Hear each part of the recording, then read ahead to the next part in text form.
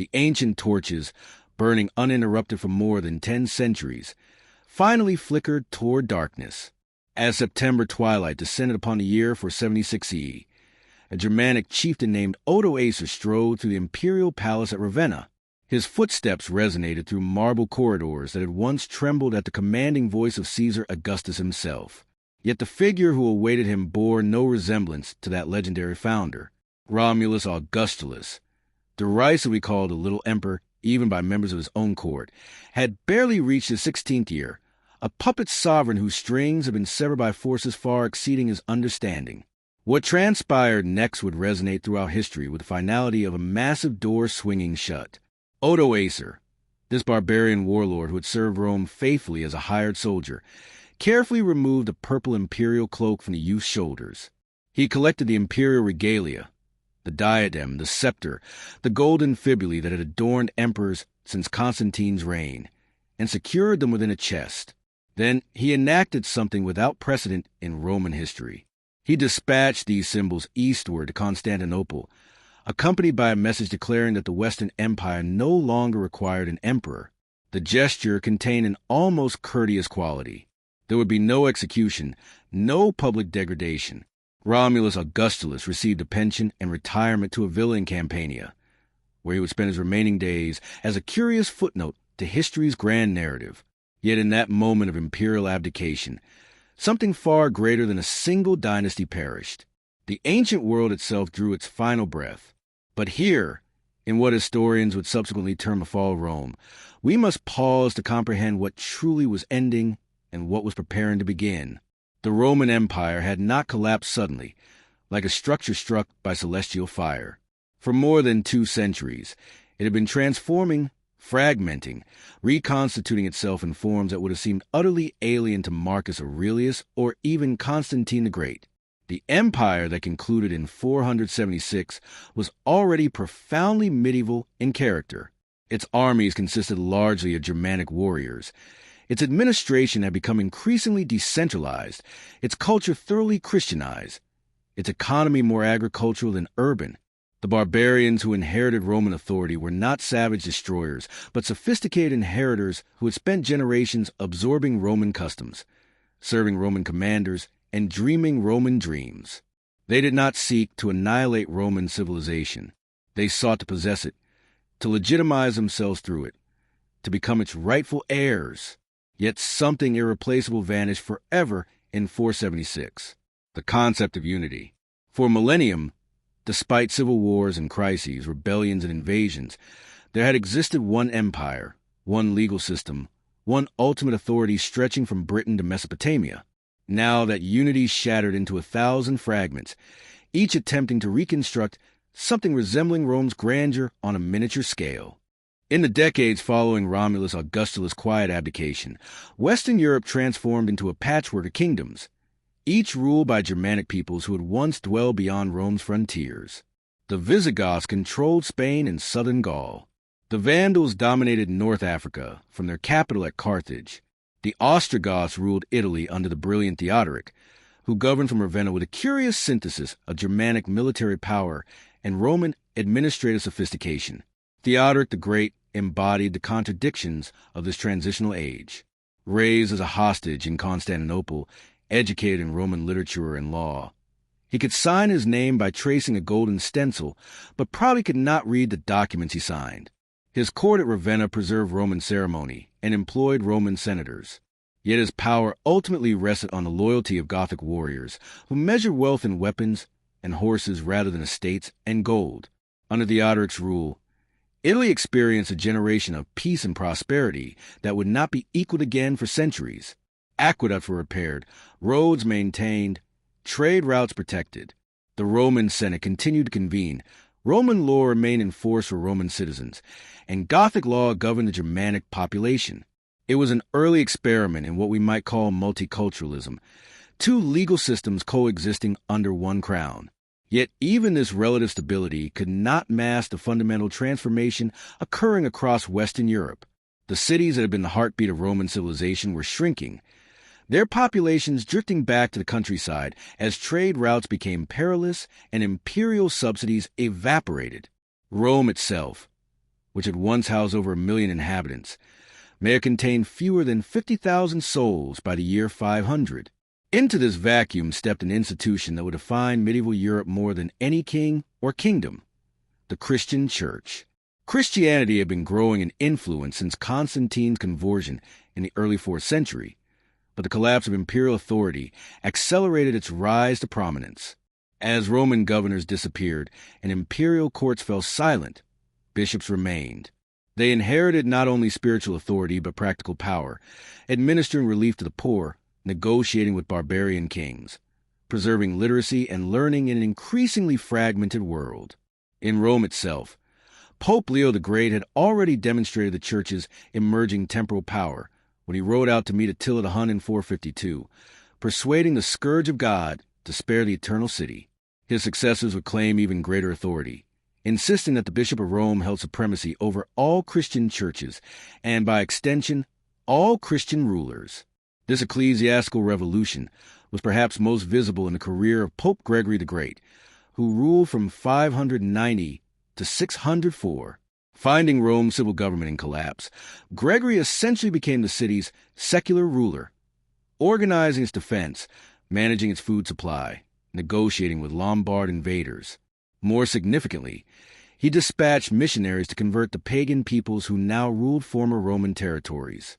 The mission of Augustine to England in 597 exemplified this new papal ambition. Rather than lamenting the loss of Roman authority, Gregory sought to create a new kind of empire, a spiritual empire that would unite Europe's barbarian kingdoms under the authority of Christ and his vicar in Rome. Meanwhile, in the East, the Roman Empire endured. From Constantinople, the Emperor Justinian watched the Western kingdoms with a mixture of contempt and ambition.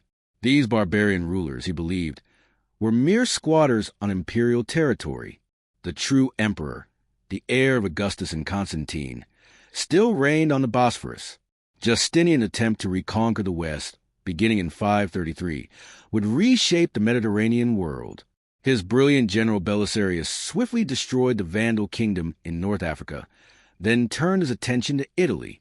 The Gothic wars that followed would rage for nearly 20 years, devastating the Italian peninsula and reducing its population by perhaps half. When the smoke cleared, Justinian had achieved his dream of restored empire on paper. Imperial banners flew once again from Ravenna to Carthage, but the cost had been catastrophic. Italy lay in ruins, its cities depopulated, its agriculture destroyed.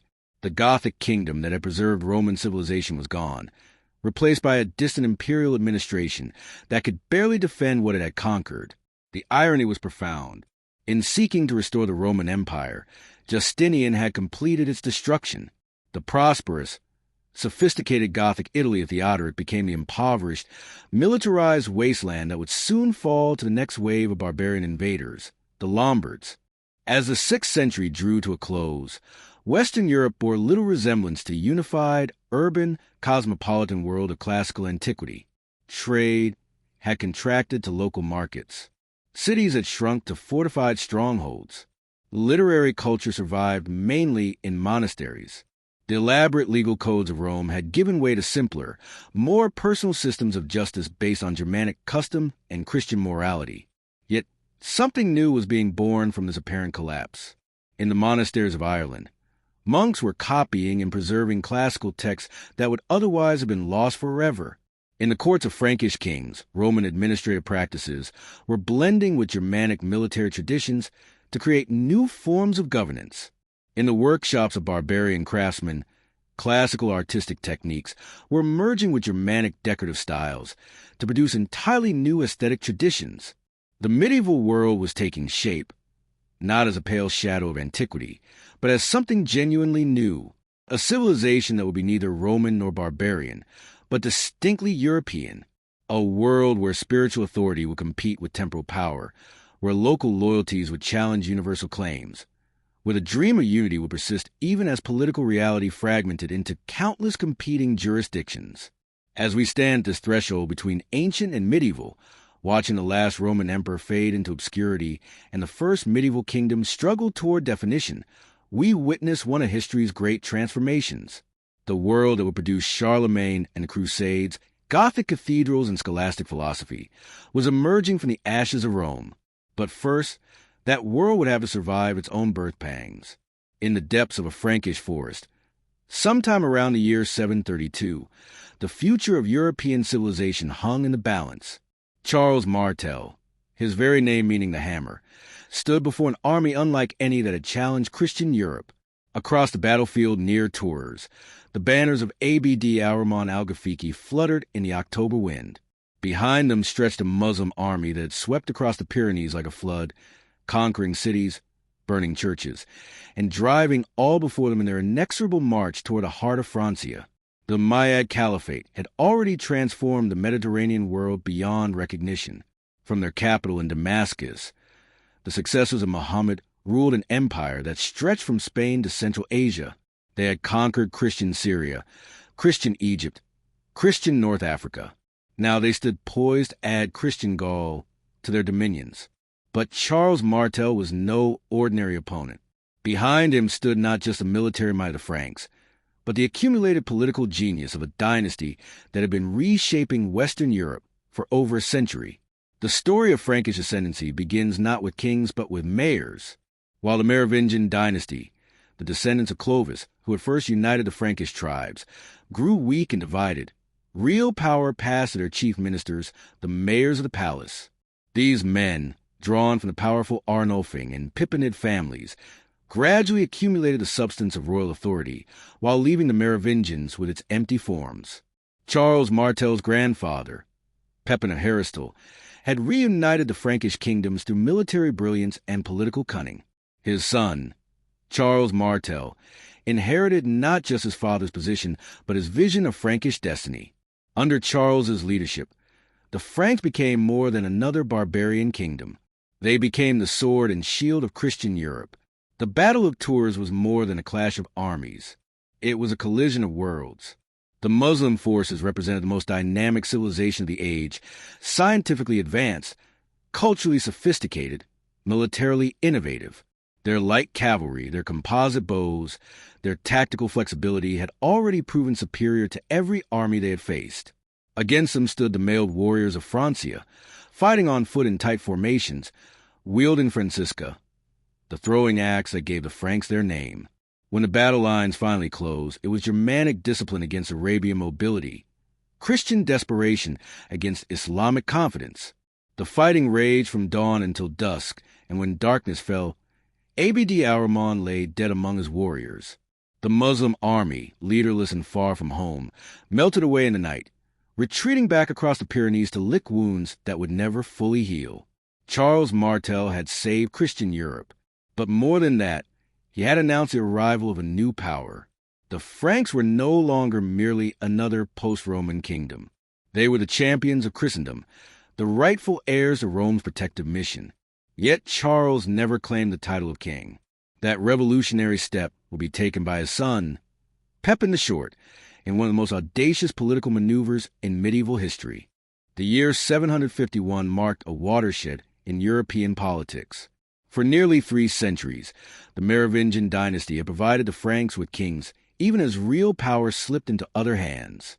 The last of these shadow monarchs, Childeric III, was a pathetic figure, a long-haired king whose authority extended no further than his royal villa, whose every decision required the approval of his mayor of the palace. Pepin the Short faced a dilemma that would become archetypal in medieval politics. He possessed all the substance of power, but lacked its legitimacy. To resolve his contradiction, he turned to the one institution whose authority transcended tribal tradition and Germanic custom, the Church of Rome. Pope Zachary's response to Pepin's inquiry was revolutionary in its implications. "It is better," the Pope declared, "that he who has royal power should be called king rather than he who remains without royal power." With papal blessing, Pepin deposed Childeric III, shaved off the long hair that symbolized Merovingian royalty, and confined him to a monastery. The Frankish nobles assembled at Soissons, then elected Pepin as their king. But election alone was insufficient for Pepin's ambitions. In a ceremony unprecedented in Frankish history, he was anointed with holy oil by Boniface, the English missionary who would become Archbishop of the German territories. This anointing transformed Pepin from a successful usurper into a divinely sanctioned monarch, a king by the grace of God rather than merely by the consent of warriors. The alliance between the Carolingian dynasty, named for Charles Martel, and the papacy would reshape European politics for centuries. Pope Stephen II's desperate journey across the Alps in 754 to seek Frankish protection against the Lombards sealed this partnership with mutual oaths and solemn obligations. Pepin pledged to defend the church and restore its territories. The Pope confirmed his royal dignity and promised eternal salvation for his dynasty. The Frankish conquest of the Lombard kingdom of Pavia fulfilled Pepin's side of this bargain, creating the Papal States and establishing the Pope as a temporal ruler in central Italy.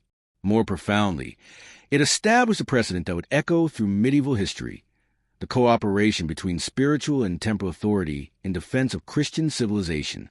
When Pepin died in 768, he divided his kingdom between his two sons according to Frankish custom.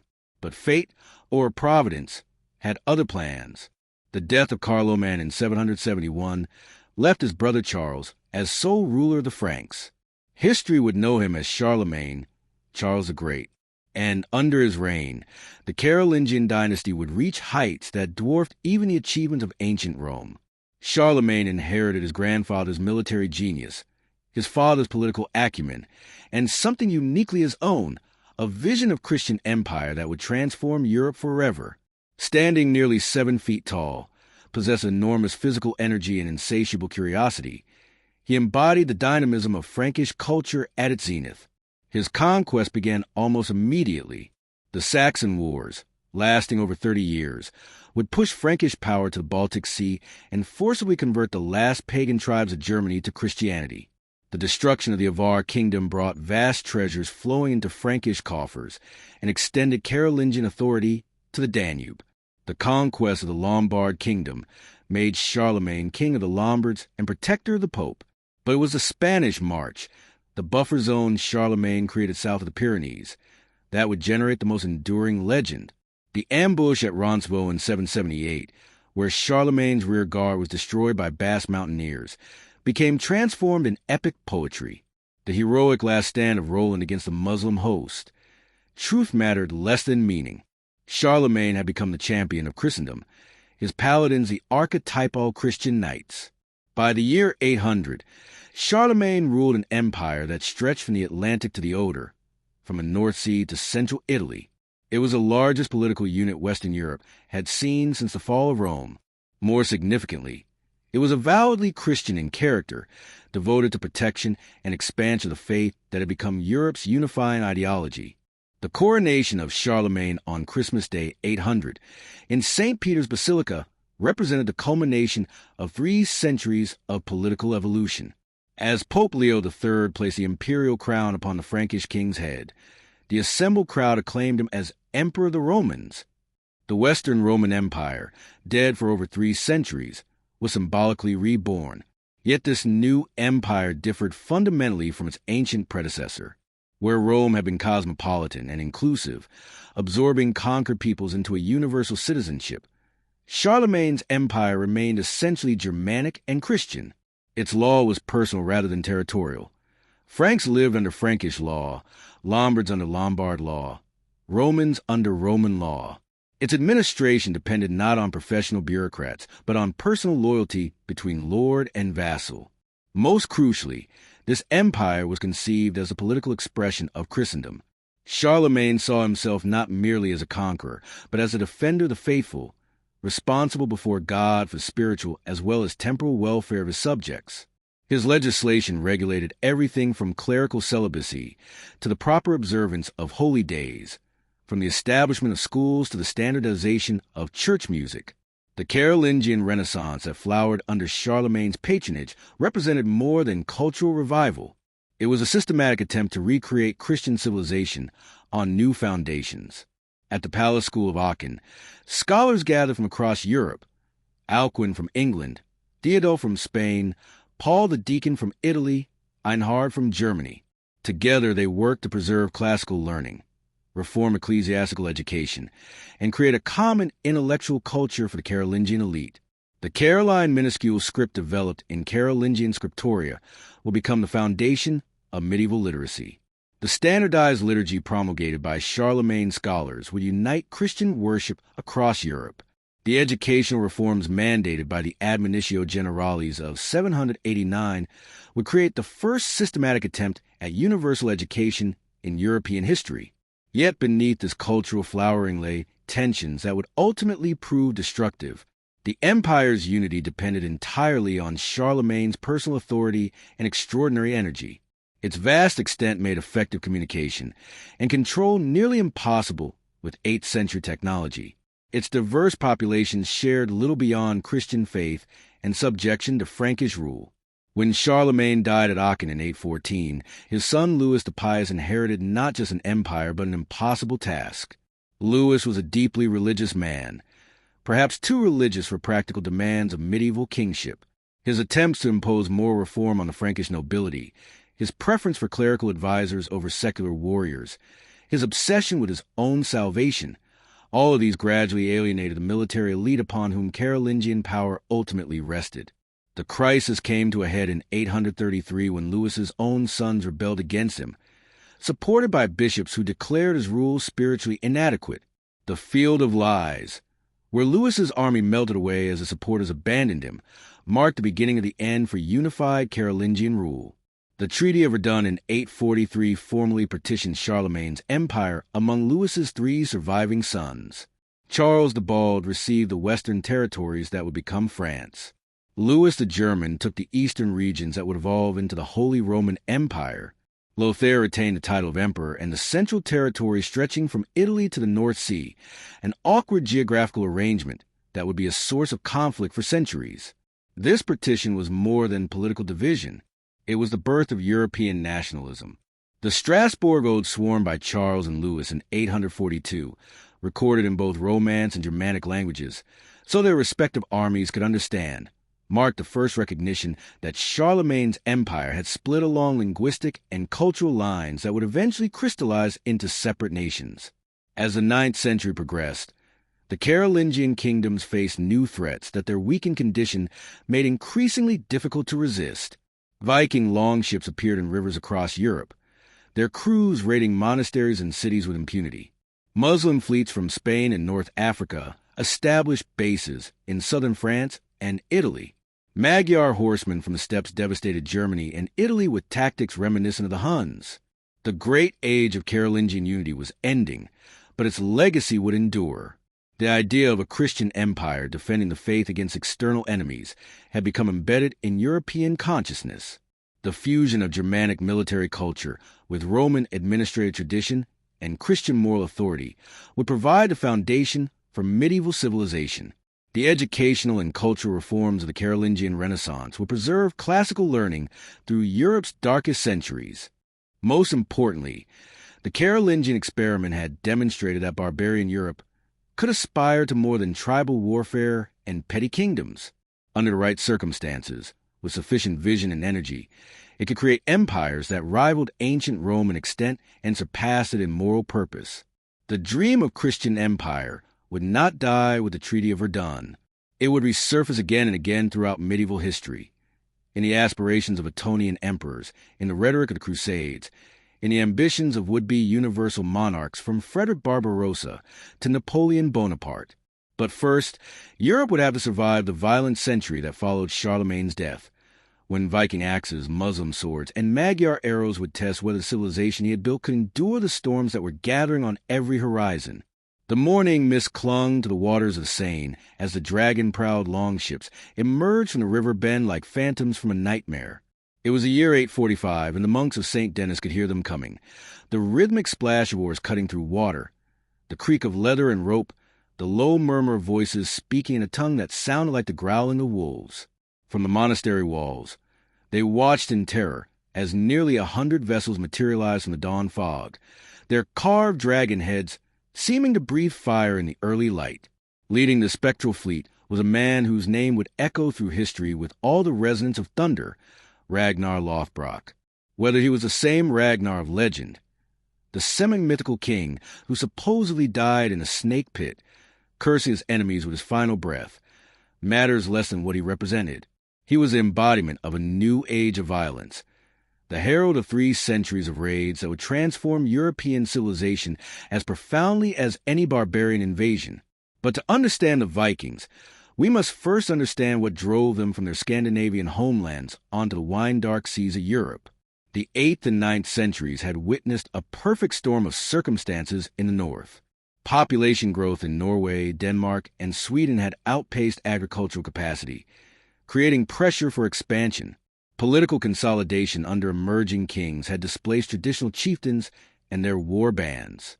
Perhaps most critically, Scandinavian shipwrights had perfected the longship, a vessel of revolutionary design that could navigate both open seas and shallow rivers, carry 40 warriors in swift silence, and be beached on any shore for lightning raids. These ships were marvels of medieval technology. Their clinker-built hulls were flexible enough to bend with the waves, their shallow draft allowing them to penetrate deep into European river systems. A Viking fleet could appear anywhere there was water, striking Paris via the Seine, reaching Seville through Guadalquivir, penetrating the heart of Russia along the Volga and Dnieper. The psychological impact was as devastating as the physical damage. For centuries, European monasteries and towns had grown accustomed to safety. The Carolingian peace had created a false sense of security, allowing wealth to accumulate in poorly defended religious houses and merchant settlements. The Vikings shattered this illusion with systematic brutality that seemed to come from nowhere and strike everywhere. Yet the Viking Age was far more complex than simple piracy and plunder. These Northmen were simultaneously destroyers and creators, raiders and traders, pagans and eventually Christians. Their dragon ships carried not just weapons but also amber from the Baltic, furs from the Arctic, silver from the Islamic world. They established trading posts from Dublin to Kiev, created the first Russian state, and opened commercial routes that connected Europe to Byzantium and the Caliphate to the east. The early raids, beginning in the 790s with the attack on Lindisfarne, followed a predictable pattern. Swift-moving Viking fleets would strike coastal monasteries and towns during the summer raiding season, seizing portable wealth, gold, silver, slaves, before retreating to their homeland strongholds for winter. The shock value was immense. These pagan warriors showed no respect for Christian sanctuaries, treating bishops and abbots as merely another source of plunder. But by the middle of the 9th century, the Vikings had evolved from seasonal raiders into permanent occupiers. The great army that landed in England in 865 represented a new phase of Viking expansion, not hit-and-run raids, but systematic conquest and settlement. Under leaders like Ivar the Boneless and Halfdan Ragnarsson, this massive force carved up Anglo-Saxon England, establishing the Danelaw in the north and east while reducing the remaining English kingdoms to tributary status. The Vikings who established themselves in England, Ireland, and Normandy were not mere barbarian conquerors. They brought sophisticated legal traditions, advanced agricultural techniques, and commercial networks that revitalized European trade. The Thing assemblies of Scandinavian law provided models for representative government. Viking traders created the first truly international market economy in medieval Europe, their silver dirhams circulating from Greenland to Central Asia. Perhaps most remarkably, these pagan raiders proved remarkably adaptable to Christian civilization. The Vikings who settled in Normandy under Rollo became some of the most enthusiastic promoters of Christian culture, building magnificent cathedrals and monasteries. Those who established the Kingdom of Dublin created Ireland's first urban centers. The Varangians who founded the Rus state at Kiev became the nucleus of Russian Orthodox civilization. This adaptability was nowhere more evident than in the career of Rollo, the Viking leader who became the first Duke of Normandy. After years of raiding along the French coast, Rollo negotiated the Treaty of St. Clair-sur with King Charles the Simple in 911. In exchange for defending the mouth of the Seine against other Viking attacks, Rollo received formal recognition as ruler of the territory that would become Normandy. The transformation was astonishing. Within 2 generations, Rollo's descendants had become thoroughly Frankish in culture, Christian in religion, and French in language. Yet they retained the Viking military genius and appetite for conquest that would make them the most successful warriors of medieval Europe.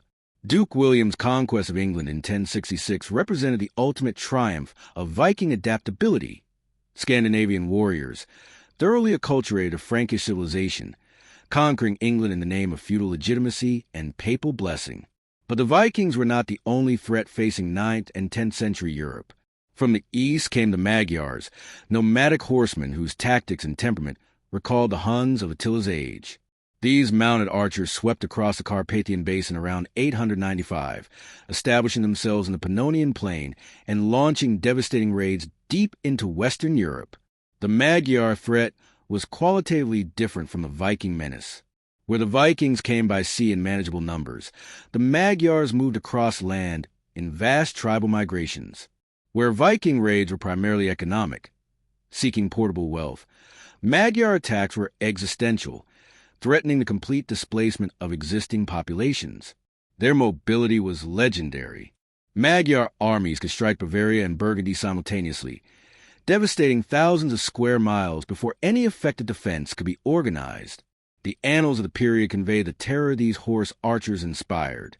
The Hungarians, wrote one chronicler, came like lightning and departed like thunder, leaving behind only death and desolation. Their composite bows could penetrate mail at long range. Their ponies could survive on grass and bark. Their tactics of feigned retreat and encirclement had been perfected on the steppes of Central Asia. For nearly half a century, Magyar raids paralyzed Central Europe. They destroyed monasteries from Regensburg to Tours, burned cities from Pavia to Orleans, and reduced vast regions to wasteland. The psychological impact was perhaps even greater than the physical damage. Here was an enemy that seemed to embody the apocalyptic horsemen of Revelation, pagans whose very presence suggested divine wrath against Christian Europe. The turning point came at the Battle of Lechfeld in 955, where Otto I of Germany decisively defeated a massive Magyar army. The victory was total. The Magyar military system, dependent on mobility and surprise, could not recover from such a catastrophic defeat. Within a generation, the surviving Magyars had settled permanently in Hungary, adopting Christianity and feudal organization under King Stephen I. Simultaneously, Muslim raids from Spain and North Africa added a third dimension to Europe's security crisis. Saracen fleets established bases in southern France, Corsica, and Sardinia, from which they launched attacks deep into the Frankish heartland. The Muslim fortress at Fraxinetum controlled the Alpine passes for decades, effectively severing communication between Italy and the rest of Western Europe. These multiple invasions created a crisis that conventional Carolingian military organization could not address. The empire's army, designed for seasonal campaigns against neighboring kingdoms, proved hopelessly inadequate against simultaneous attacks by highly mobile enemies. The response was a military revolution that would define medieval warfare for centuries: the rise of heavy cavalry and the fortification of Europe. The development of the stirrup, probably introduced from Asia in the 8th century, had already begun transforming European warfare by making possible the devastating shock charge of mounted warriors. Under the pressure of Viking, Magyar, and Muslim attacks, this innovation accelerated the evolution of knightly warfare. The Miles, the heavy cavalrymen who would become the medieval knight, emerged as Europe's answer to nomadic horse archers and sea-borne raiders. Equally important was the fortification revolution. Across Europe, thousands of castles, fortified towns, and fortified bridges began appearing in the 9th and 10th centuries. These were not primarily offensive weapons, but defensive responses to the new reality of constant threat. A Viking army might overwhelm a monastery or undefended town, but even a modest castle could resist attack and provide refuge for surrounding populations. The political implications of these military changes were profound. The elaborate administrative machinery of the Carolingian Empire gave way to more localized, personal forms of authority. Counts and dukes who could protect their territories gained autonomy from distant kings who could not. The feudal system that would dominate medieval Europe emerged directly from the need to provide local defense against external threats. Yet this apparent fragmentation concealed a deeper transformation. The invasions of the 9th and 10th centuries, terrifying as they were for those who endured them, ultimately strengthened European civilization by forcing rapid adaptation and innovation. The Vikings, Magyars, and Muslims who seemed bent on destruction actually accelerated Europe's military, political, and economic development. By the year 1000, the Great Age of Invasions was ending. The Vikings, who had settled as farmers and merchants, were being absorbed into the emerging kingdoms of Denmark, Norway, and Sweden. The Magyars had become the Christian kingdom of Hungary. Muslim raids had been contained or eliminated by effective local defense. The last remnants of the Carolingian Empire were giving way to new monarchies, France, Germany, England, that would define European politics for centuries. Perhaps most significantly, the crucible of invasion had forged a new European identity. The polyglot populations of the former Roman Empire had been welded together by shared adversity into something recognizably medieval. Latin Christianity had become the dominant cultural force from Scotland to Sicily. Feudal institutions provided a common framework for military and political organization. The ideal of knighthood united warrior elites across ethnic and linguistic boundaries. The monastery of Cluny, founded in 909 at the height of the invasion period, symbolized this transformation. Its revolutionary reform movement would spread to thousands of religious houses, creating networks of spiritual authority that transcended political boundaries. The Cluniac emphasis on moral purity, liturgical beauty, and social responsibility represented a new confidence in Christian civilization's ability to reform itself and resist external threats. As the millennium approached, apocalyptic fears mixed with cautious optimism. The invasions that had seemed to herald the end of the world had instead produced a more unified, more dynamic, more resilient European civilization. The technological innovations, institutional adaptations, and cultural synthesis forced by external pressure had created a foundation for medieval Europe's greatest achievements. The Vikings, who had once burned Paris, now ruled Normandy as Christian dukes. The Magyars, who had terrorized Germany, now defended Christendom against other steppe peoples. The Muslims, who had raided the Frankish heartland, had been contained behind the Pyrenees and integrated into the complex diplomatic system of medieval Iberia. Europe in the year 1000 stood poised on the threshold of its greatest age. The defensive phase was ending. The expansive phase was about to begin. The knights who had learned to fight Magyar horse archers would soon ride east toward Jerusalem. The merchants who had learned to trade with Viking raiders would soon establish commercial networks spanning the known world. The kings who had learned to defend their territories would soon dream of conquest and empire. The age of invasions was over. The age of the Crusades was about to begin. On a frost-covered field near Hastings, in the fading light of October 14th, 1066, King Harold Godwin's son fell an arrow through his eye, and with him died the last hope of Anglo-Saxon England. The Norman knights who surged over his shield wall that evening were not merely conquering a kingdom, they were completing a transformation that had been 3 centuries in the making. The Europe that emerged from the invasions and chaos of the 9th century bore little resemblance to either the classical world of Rome or the tribal societies of the early Middle Ages. By the year 1000, a new civilization had crystallized, feudal, Christian, and distinctly medieval in character. This was the Europe of stone castles and armored knights, of soaring cathedrals and learned monks, of emerging kingdoms and expanding frontiers.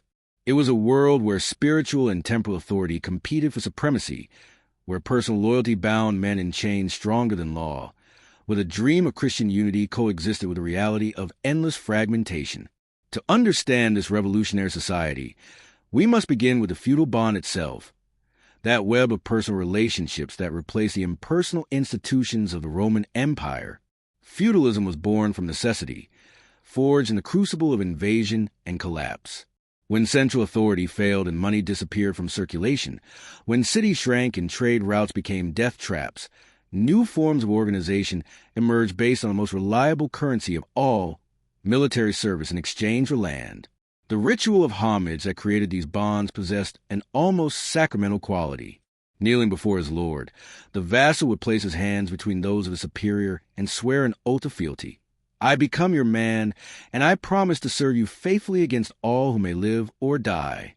In return, the lord would grant him a fief, typically land, but sometimes an office or the right to collect revenue sufficient to support him in the style befitting his station. This ceremony created obligations that flowed both ways. The vassal owed his lord military service, typically 40 days a year, counsel when requested, and various financial payments. The lord owed his vassal protection, justice, and maintenance of the fief. It was a contract written not on parchment, but in the souls of men, enforced not by courts but by honor and necessity.